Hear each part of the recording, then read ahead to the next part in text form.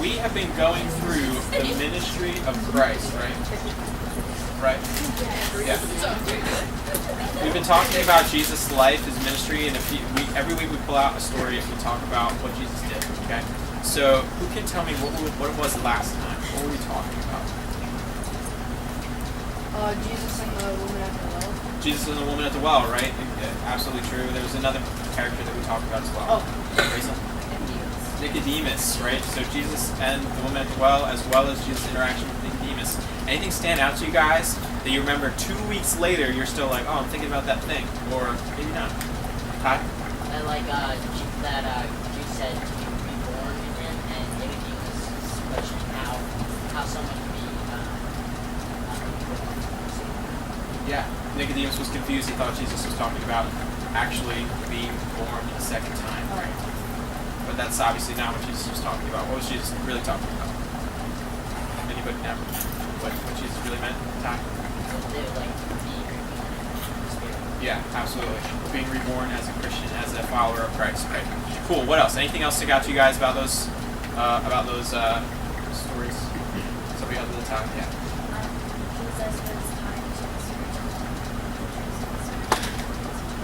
Yeah, absolutely. Man, I feel like, I don't know if you guys notice this, but whenever I'm going through something in my Bible, that thing, like, I need that thing in my life, like, for the duration of my study. So, actually, I'm going through a class that's talking about cross-cultural ministry for college. And the whole chapter was about the woman at the well and how Jesus was reaching across cultural boundaries to share the gospel with her. I just thought that was really, really cool. And, you know, it just feels like everything I read in the Bible spills over into other areas of my life. So, yeah, cool. Anything else that stuck out to you guys? Great. That's awesome. Thanks. So this week we are going to be talking about Luke chapter 5, being fishers of men. You guys have all heard that phrase before, right? Fishers of men. I think there's like a song we all sing about it. Or can anybody sing that song right now? Yeah, Jesus loves me? Yes. No, fishers of men. I can, but I'm not going to. You can, you're not going to. Asa, sing it. Fishers of men. Yeah. Fishers of men. I will make you fishers of men. Absolutely. I don't remember the rest of it either, but that's the part I remember. If you follow me. If you follow me, right? It's like the verse. I should know that. Oh man. Cool. So guys, before we get started, what does it take to be a good fisherman? What does it take to be an effective fisherman? We're not talking about fishers of men right now, just fishermen. Anybody up here ever gone fishing? Oh, so many times. Have you known my dad? Oh, yeah, I know your dad. He's been fishing twice. Who's your dad? He goes fishing once in a while. Hey, so what does it take to be a good fisherman? You need a good lure. You need a good fishing rod. If you're fishing for bass or like catfish, you should probably have like a stronger fishing rod so the line won't snap, or like a stronger line. Yeah. So you need the right equipment, right? Yeah, we'll go right with that equipment. first. Good, right equipment. Strong arms. Strong arms, okay? Shouldn't be a problem for you. Ooh. Yeah. What Yeah, else? just Patience. Patience. You need patience. That's right. Okay? What else do you need to be a good fisherman? Yeah. You have to know how to use a fishing pole. I don't know about you, but the first time I ever picked up a fishing pole that didn't have like the kitty plastic thing over it, I was like, I don't know what's happening. I had no idea how to use a fishing pole. Yeah, I had no idea how to use a fishing pole. What else to be a good fisherman? What do you think, Mason? You need to know where to fish. You need to know where to fish, right? And if you need to know where to fish, what else do you need to know? What time? What kind of fish are you going for, right? Have So, What like- else? carp, bass. So like fishing in the Gaga Ball pit is not going to be productive. Probably not as productive as you Unless you think. find tadpoles when it just rained. Yeah, Okay. it's true. It could be tadpoles if it just rained, but that would be amphibianing, not fishing. Really? Lucas. Doesn't the time matter? Time of day matters, yeah. Fishing Not in the really. early morning Well, or if it's at high dusk, that's usually a better high time to tide. fish, right? You gotta know your fish, you gotta know when they come out, right? What else? Like what part of the lake? Like the shallow? Sure. Yeah, if you go to the deep part of the lake, you're probably gonna get different kinds of fish than the shallow part of the lake, right? Like sharks. Sharks are in the deep part of the lake. Okay? Lake sharks is Absolutely. Lake sharks. That's a thing. River sharks, those are only in Camden now. Not anymore, they're extinct. What else? To be a good fisherman. You need hands. Well, Actually, the people who have fish I've seen Jeffrey fish with his feet. That's why he's so disappointed about the cast he's in right now. That's how you fish. Yeah, you should have seen this fish. It was just late sharks. Yeah. This is lake Feel like a shark. Yeah, exactly.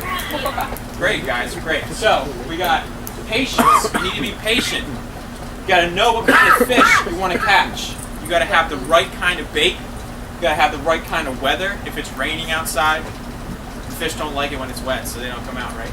No, that's not true. You gotta have a fishing method. There's different kinds of fishing, guys. There's like regular fishing where you just kind of like Fly fishing. Fly fishing, that's the one Pastor Phil really likes. We kind of whip. Anybody ever gone fly fishing before? It's really, really cool. No. You kind of like whip the bait across the top of the water, and the fish sees it and thinks it's a bug flying. It's really cool. But my arm got really tired, so I didn't do it that long. There's deep sea fishing. You gotta have like giant fishing poles for non-lake sharks, also known as whales. Guys, I'm a youth minister. I'm not. Are you sure it's not the squid? What? Are you sure it's not the squid? I'm not sure. I'm never sure what I'm going to pull out of there. It's when I go deep sea fishing. Yeah. Drift fishing in the bay. Drift fishing in the bay. Okay. Sounds it's cool. like I don't know what it you is. stop your boat and like you cast your lines and then it kind of just drifts with the current. Yeah. Sounds great. I've never done it. There's also like trap fishing or in the Bible net fishing, right? There are different methods of fishing. Spear fishing, that's what Pastor Justin does. Bare To hand blow off fishing. steam. Yeah, have you ever seen those guys do that? Where they stick their arms down into catfish holes and the catfish like bite their arms up to the elbow and then they just Wasn't like, that like a TV show? It's real. It's really It's real. crazy. You gotta watch it. And then they pull their arms out and they're like bleeding. I'm like, who's successful here? Oh, that's so much fun. I've Yeah, seen. who really won? Have you seen? Wilderness? What's that? Like Brave the Wilderness? Yeah. No. Adam, have you seen Brave the Wilderness? Let's not get carried away with this. Oh, Let's not get carried away with this. There are many, many different kinds of fishing, and all of them require different skills, right? How do you get bit by a monkey? Listen, guys, listen. So, and the last thing I have is perseverance. Does perseverance and patience, is that like the same thing? What's the difference between perseverance and patience? What do you think? Perseverance is when you like never give up, and patience is just waiting. Patience is the kind of thing you might have if you go on a fishing trip, right? I went fishing and I waited a long time for fish to bite. Perseverance is the kind of thing where you go back to that same fishing hole over and over and over again because you're determined to catch that fish. And it might not happen the first time or the second time or the third time. It might not happen for a long time. But perseverance keeps you coming back to keep trying to catch fish. Okay? Make sense? Make sense? What's your question? If it's a puddle, you're not going to catch any fish, and there are some things you should not persevere for. Okay? But that's beside the point. Okay? So keep these kind of fishing thoughts in your brains as we read through this passage. Does everybody have a Bible? You forgot to get Bibles. I'm so sorry. If you don't have a Bible, Michael and Jeff are going to kindly turn behind them and get Bibles for everyone right next to you. Michael's Well done, prepared. Michael. Guys, shout out to Michael. We're going to be in Luke chapter 5. Why aren't you guys bringing your own Bibles? Because this is like the one time I've ever come here, and I did bring my Bible. You came here last You week. have an answer for everything. Your dad is the pastor. This is not I do. You guys should bring your own Bibles. Raise your I'm hand if you need a Bible. Who needs a happy Bible? to I just really Cole like needs a these. Bible. I need They're to cool find you. Bibles. Mason needs a Bible. They're All like- right. Oh, these Bibles are nuts. Whoa. Guys, go ahead and Guys, open get up. these off Amazon or Luke something? Yes, I chapter did. 5. Luke chapter 5. Luke chapter 5. We're going to be reading verses 1 through 11. 1 through Nicole, 11. do you need one? Do I have a volunteer? Lucas, you want to read that nice and loud for the whole crew? Chapter 5, verses 1 through 11. Go ahead, Lucas. One day, as Jesus was standing by the lake of Gennesaret, the people were crowding around him and listening to the word of God. He sat at the water's edge to boats. They were left there by fishermen who were walking with him. He got into one of the boats and one belonging to Simon, and asked him to put out a little. Then he sat down and taught the people from the boat. When he had finished speaking, he said to Simon, "Put out into deep water and then let down the nets for a Simon answered, Master, we worked hard all night and haven't caught anything. Because you say so, I will let down my nets. Then they had done so. They caught a large number of fish that their nets began to break. So they signaled their partners Lord and the other boats to come with them help them. And they came and filled their boats so full that we began to sink. When Simon Peter saw this, he fell at Jesus' knees and said, Go away from me, Lord, I am a sinful man. For he and all his companions were astonished at the catch of the fish they had taken. And so were James and John, the sons of Zebedee, Simon's brothers. Then Jesus said to Simon, Don't be afraid. From now on, you will fish for people. So they pulled their boats up to the shore and left everything in front. Thanks, Lucas. Okay. So there's a couple things that we're going to pull out of this passage, and we're going to come back and refer back to it as we go. But the thing that kind of sticks out right away in everybody's minds, right? Fishers of men, or in my ESV version it says, Don't be afraid, from now on you will be catching men. Jesus is not talking about like kidnapping. Okay? What is he talking about? What is Jesus saying when he says be fishers of men, or they'll be catching men? What does this mean? What do you think? Basically, they're going to tell people about the word. Okay. So it's going to be fishing for them. Yeah, good. What else? What does he mean catching men? Fishing for? They're gonna be trying to like find people, like how like when you're fishing you're trying to find fish. To like bring in, they're trying to find other men or people to bring in and show what they've gotten. Pretty much, like teach them what they've learned. Okay. Okay. Asa? I take away like when you find a perfect fish, you want to catch that kind of fish. Like you see that kind of person, you're like that person with God. I need to get them to learn about God. Yeah. And I think it's really cool that Jesus was using language that these guys understood. Remember, these guys are fishermen. That's what their jobs are. They do it all day long, okay? By the way, just to avoid confusion, when the Bible says Simon here, it's talking about Peter, okay?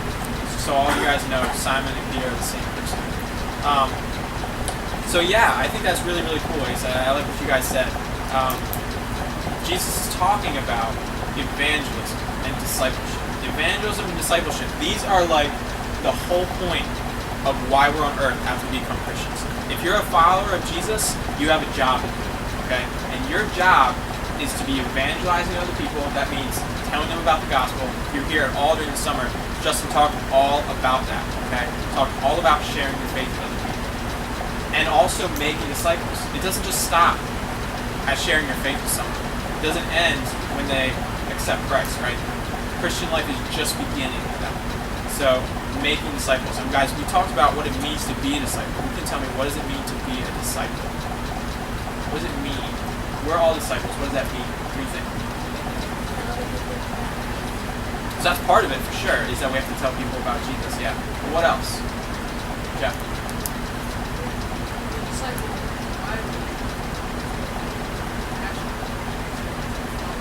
Yeah, follower, right? Yeah, we talked a little bit about what that means. Does anybody remember this was like 2 weeks ago, or not 2 weeks ago, actually be like 4 weeks ago now.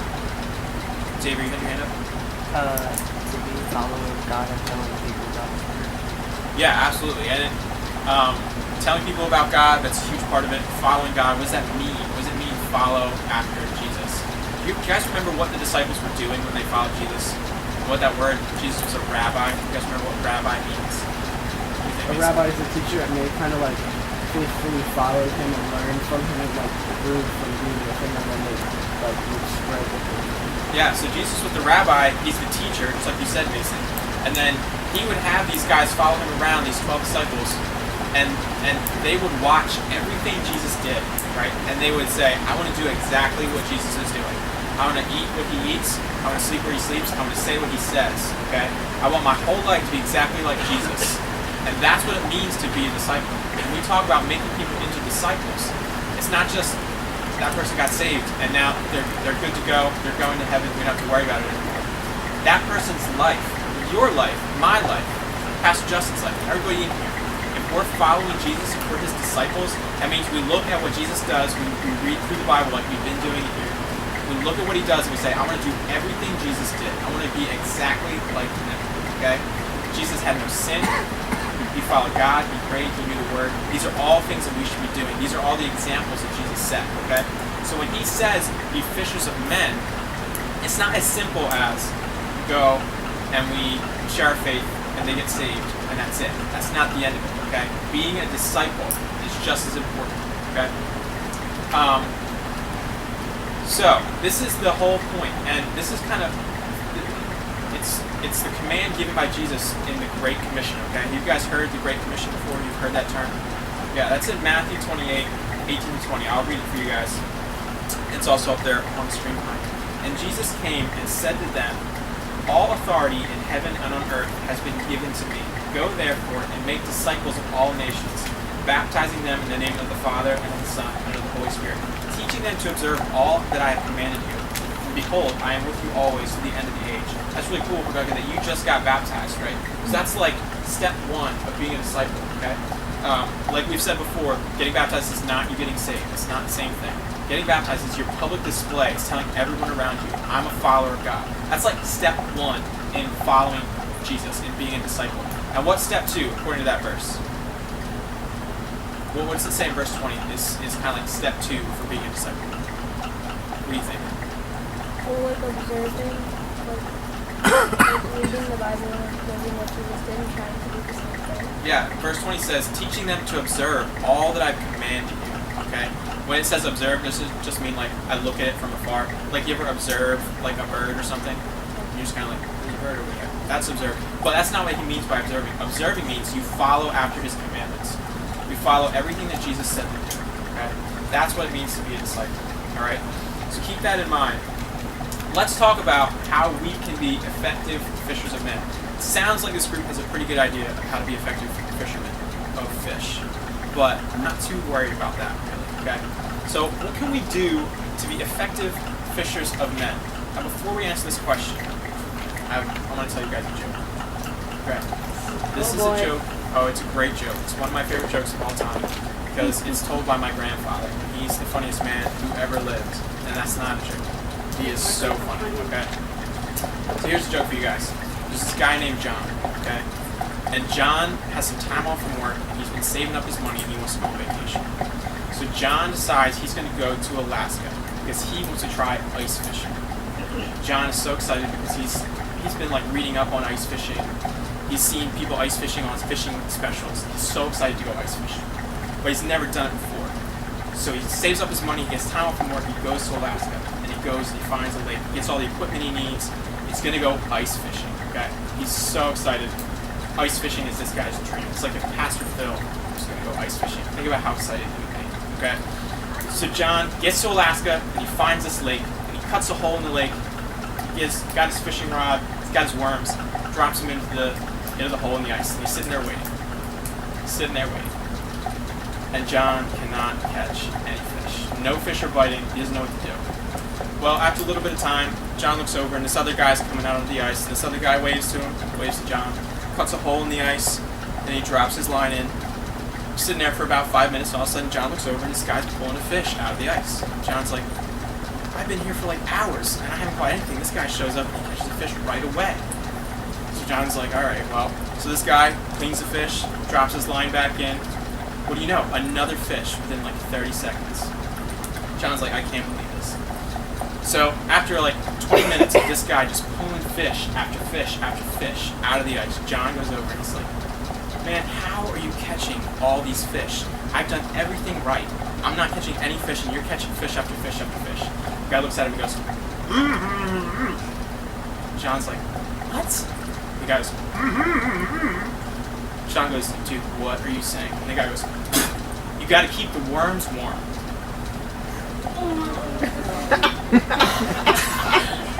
That's so weird. So guys, listen. I want to read this That quote. is literally the funniest joke I've ever heard, Adam. Thank you, I appreciate you saying that. Guys, here's the idea though. Here's what I want you to see. If your worms are cold, you're not gonna catch any fish. Okay? Other ways of warming worms. I know there are, but they're not as funny. Okay?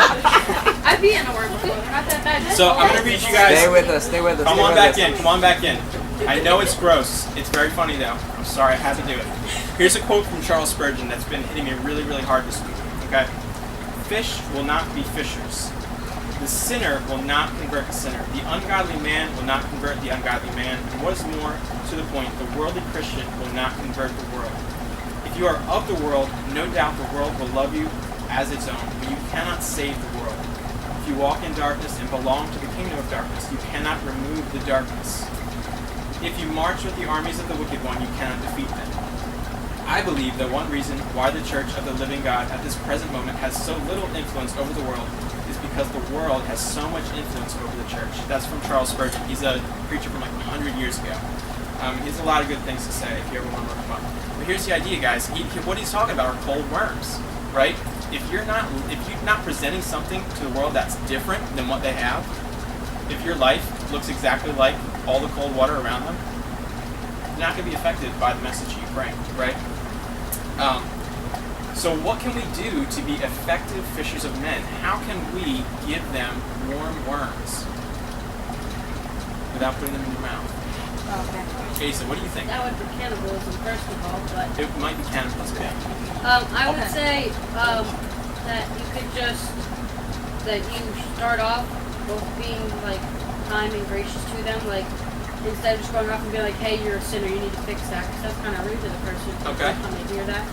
But you could go up to them and just sort of talk them into it with gentle voice and kindness, and so it kind of like, I guess you could say, warms them up. And then when you say, and then when you say something like, you need to fix this, then they'll like be more like, oh, okay, I see what you're saying, instead of like, oh, you can't just come up to me and say that you're just as bad as I am, so you can't say anything like that. Okay, I like it. Mason? You have to present what you're saying in a way that it's not like sounding better than it is, but you can't make it sound like boring and repetitive. You know, like you're like the 500th person that's come up to them. Like you have to make it like it's not something they've heard before. Okay. So I think what you guys are you're kind of thinking about the presentation, like your presentation of the gospel message, and that's not really what I'm going for. Okay. I want you guys to think about, what can I do in my life to be an effective minister of the gospel? What does Jesus expect me to do? How does he expect me to live? And what is it he's really asking these disciples to do? Okay. Because think about Moses. Like, Moses was not a good public speaker, okay? It really has nothing to do with whether or not you're good at talking or whether or not you're good at presenting things the right way. God was able to use Moses because Moses was willing to be used, right? So how can I be an effective fisher of men? What do you think, Dave? Not looking at what others are doing wrong, but what you yourself are doing wrong and fixing those things before Okay. you start to blame other people. Okay, so being focused kind of on your own sin and not like overly judgmental to other people.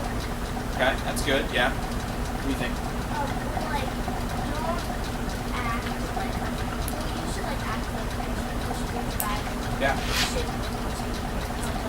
Yeah. that will, so it will push you that. So it will look like you're different way. Yeah, absolutely. I really like that. Our lives should look different than the lives of the people in the world. And that's kind of what I was trying to show you guys with that joke, is that when the cold worms drop into the cold water, the fish don't even notice it's there, right? They're just cold worms in a cold lake. Nobody cares, right? But if the worms are warm, the worms are different. The worms point to something better. Would you rather eat cold worms or warm worms? Cold worms? What's I'd rather eat cold worms. if you were a fish? But I'd still rather eat cold worms because they're Alright, like, alright. they're Just like, help him prove his point. they're more crunchy than Jeff, what do you squishy. think? So.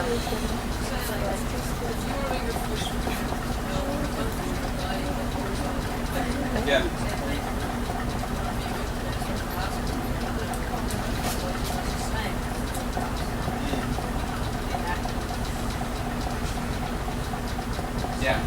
Yeah, I like what you said about you have to know the fish, right? Build relationships with people, guys. That's a really, really good way of being an effective minister. A lot of times we feel like we have to just like immediately start sharing the gospel. And sometimes that works, and that's a good thing. You should never be afraid to do that. But a lot of times, building a relationship with people is a great way to break those barriers down and make them open to what you have to say. They get to see how you live. They get to see, like you said, that we're living for Christ, and my life is different. That what I have is appealing and good, and it's good for me, and it'll be good for you, right? And then they may be more open to what you have to say. Give your hand up. What else, guys? How can we be effective ministers? Grace? So I was just a story to the thing that you said 6 ago. So, just about 2 years ago, my mom met this lady at Walmart, just like a worker there. And so they just have a close relationship now. But throughout these years, my mom has shared the gospel with her. And we're kind of in a ministry now. And she's kind of helps with problems and sharing the Bible. Yeah, absolutely. She built a relationship with that woman, and now she has the ability to share the gospel with her, right? Very cool. Anything else you guys can think of? What do you think? Well, you can't just tell unless in order to be able to tell people how to get saved, you have to act like a Christian too. You can't tell them to do it, but you have to try it yourself. Right. Yeah. Yeah. That's one of the things that I have up here too. So I have reflect Christ in our own lives. Okay. If we're going to be trying to share the love of Jesus with other people, they have to be able to see it in who we are. Okay. If we're living for ourselves and we're no different than they are, they're not really going to see what's the big deal. Why should I have Jesus if your life is exactly like mine, right? So thinking about that, reflect Christ in your life in order to be an effective minister of the gospel. The second thing is be bold messengers of the truth. One of my favorite verses is 1 Peter 3:15. You don't have to turn there. Is it up there? It's not. I'll read it out. But in your hearts, honor Christ the Lord as holy, always being prepared to make a defense to anyone who asks you for a reason for the hope that is in you. Yet do it with gentleness and respect. Guys, what that verse is saying is know that people are going to have questions for you. Know that people are going to want to know what you believe. So know what you believe, guys. Understand what it is that the gospel says. What does the Bible say? So when people ask you, you're ready to give an answer. So you're ready to be the person who can answer those questions for them. Okay? Make it a priority to build your relationship with God and know the Bible so that you can properly explain those things to the people you minister to. It's kind of difficult to explain what you believe to someone if you don't really know what you believe. Okay? Now, I say that, but I want to say with a caveat. I don't want anyone in here, and this is a trap that I fell into for many, many years, to think I'm not ready to share the gospel with someone else because I'm not spiritually mature enough, or I'm not old enough, or I don't know enough stuff. Okay? That's never true. Okay? It is never on you to get to there's not like a graduation day where, okay, now I can share the gospel, I finished youth group, I'm old enough, I can do it. That's not true. Okay? You can be an effective minister for Jesus right now with the amount of knowledge that you have right now. The point of this is always be building that knowledge, always be deepening your own faith and understand what you believe so that you can explain it better. Does that make sense? Okay, I don't want anybody in here to think I'm saying you're not ready to share the gospel. That's not true. Okay? And then the last thing, don't be confused about who is doing the work. Okay? This is something, so look back up in Luke chapter 5, look at verse 5, okay?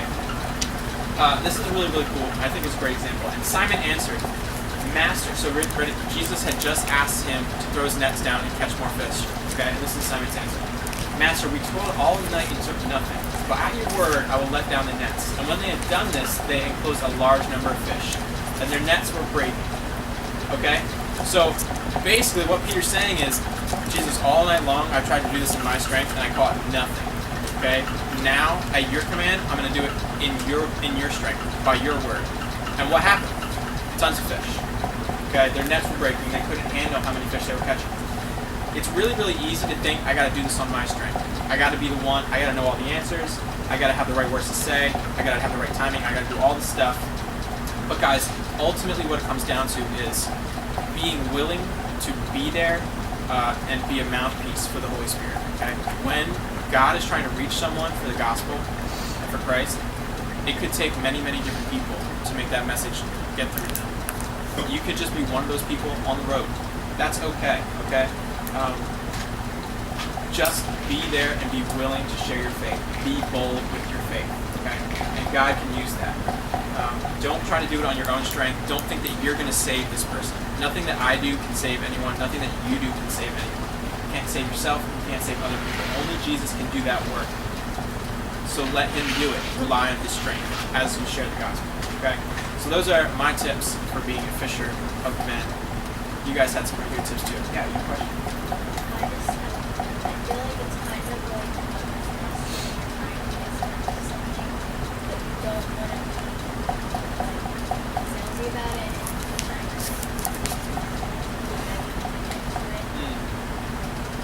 Yeah, you definitely don't want to sound like a salesperson. That usually turns people off a little bit. But what's cool about this, guys, have you ever, well, we'll use the salesperson example. Have you ever talked to a salesperson and you know they're trying to sell you something and you're like, oh my goodness, this guy is just trying to sell me something. Okay, now go talk to Ryan Shaughnessy about his new 4K TV. Okay, he will sell you a 4K TV, but he's not a salesman. He's just really, really excited about his new TV. Okay, because it's awesome. And that's how we should be about the gospel. We should be so excited about the gospel because it's awesome. We shouldn't sound like salespeople because salespeople don't really believe in what they're selling. Okay? Does that make sense? Cool. Mason. So that kind of reminds me. My grandfather, he retired, but he used to work at a car dealership, and like he would actually be pretty honest about things. He's like, they would sell used cars, and he'd be like, it's got, these things wrong with it. I mean, you could have this one, but this will last you, so and that kind of reminded me of what Justin said a while ago when he was teaching about how, I don't remember exactly what it was, but like, it was some sort of vegetable that he wouldn't eat, and his dad was trying to be like, you should eat it. Yeah. But his dad didn't actually really like it, so he couldn't really convince him to like it. Right, exactly. Cool. Good stuff, guys. Alright, well, Asa is going to close us in prayer, and then we're going to move on to our breakout sessions with your small group leaders, okay? Thanks, Asa.